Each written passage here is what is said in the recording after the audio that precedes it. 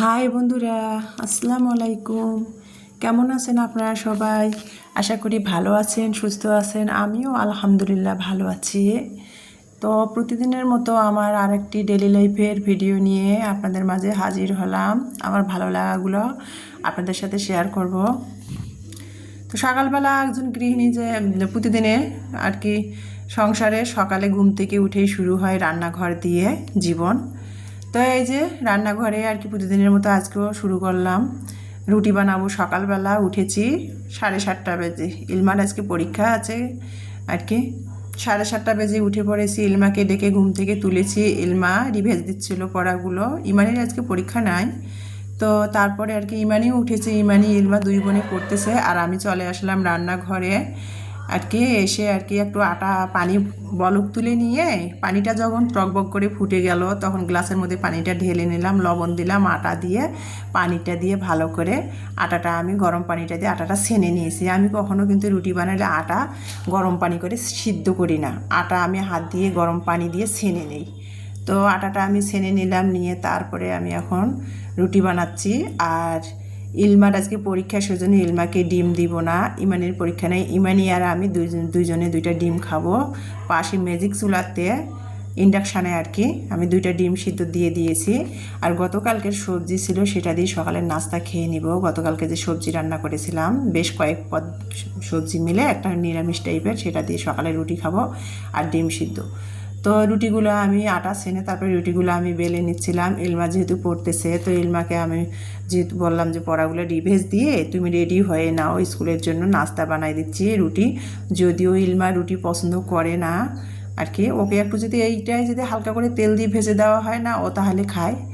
ইমানি আবার রুটি পছন্দ করে। তো যাই হোক, আজকে সবাই রুটি খাবো। তো ওই যে রুটিগুলো বানিয়ে নিয়েছি। অপর সাইডে ঘুম থেকে উঠেই কিন্তু আমি একটু এসব গুলের ভুসি ভিজিয়ে রেখে দিয়েছিলাম প্রতিদিনের মতো। সেটাই আর কি রুটি বানাতে বানাতে না এদিকে ভাবলাম যে একটু এসব গুলের ভুসি খেয়ে নেই। বেশিক্ষণ ভিজলে না এটা খাইতে ভালো লাগে না। 5 মিনিট হয়ে গেছে ঘুম থেকে উঠেই যেহেতু ভিজিয়ে রেখে দিয়েছিলাম, সেটা খেয়ে নিলাম।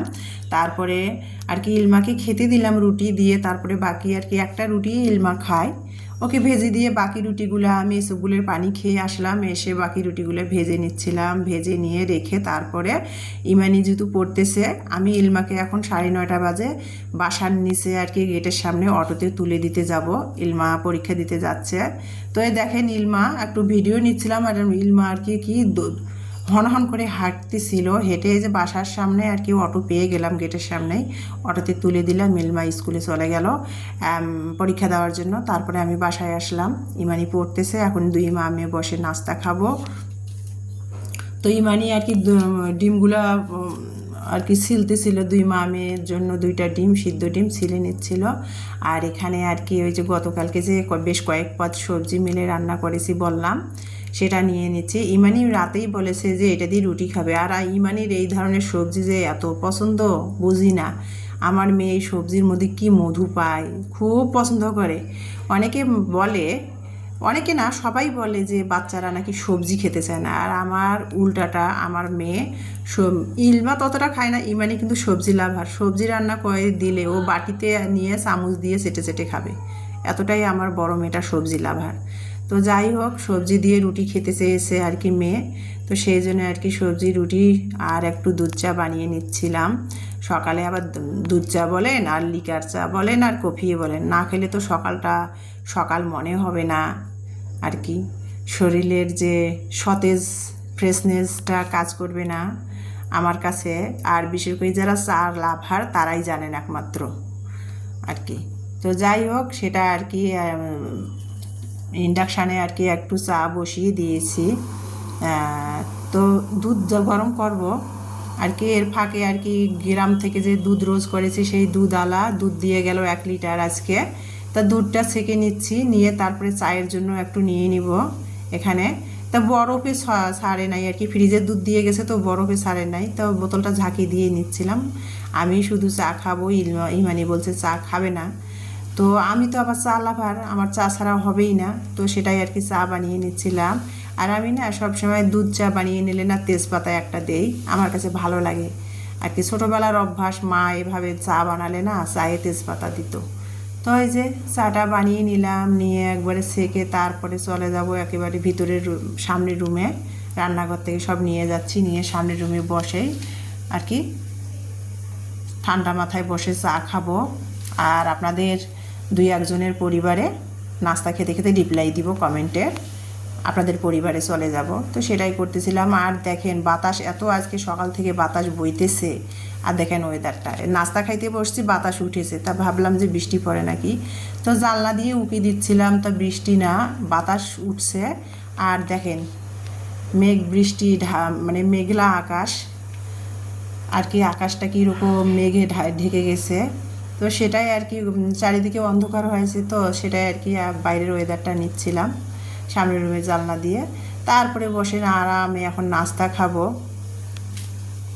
আর ভিডিওতে সবার পরিবারে যে যে কমেন্টে রিপ্লাইগুলো যতখানি পারি দিব।